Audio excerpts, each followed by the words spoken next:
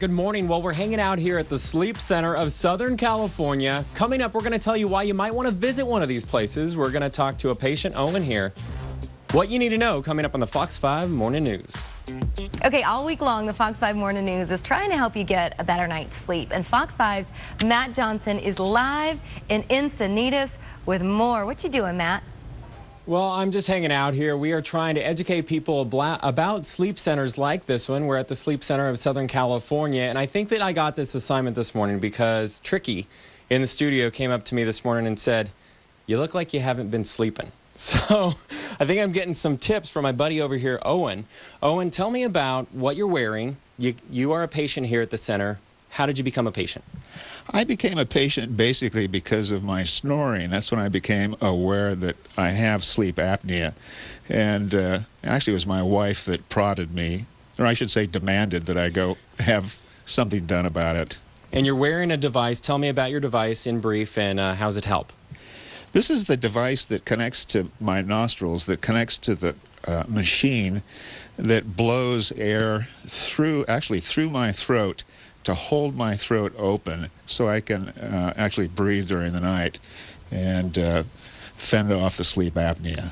And you know what? A lot of times you might not even realize that you might need a device like this and that it might help unless you do have a sleep study done. And that's why I want to bring in Larry Lay. You actually conduct these sleep studies. What time do you sleep? Because you're watching these folks throughout the night. We get sleep whatever we can, but yeah, we're up all night long and usually sleep during the day. So he actually came here because he was suffering from headaches, is that right? That's correct. And then we discovered what? That he had the sleep apnea.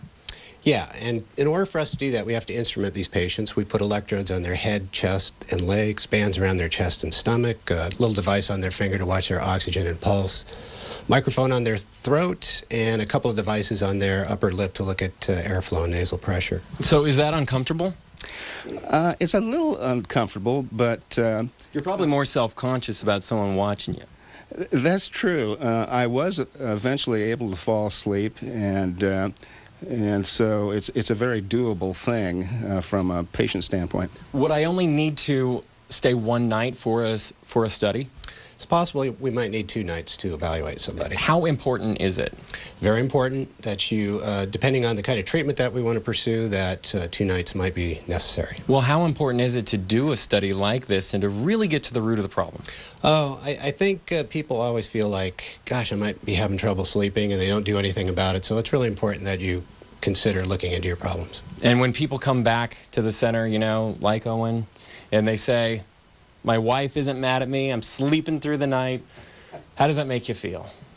We're always happy when people come back and tell us how things have changed in their lives. So. All right. Well, okay, for more information, just go to our website, fox5sandiego.com.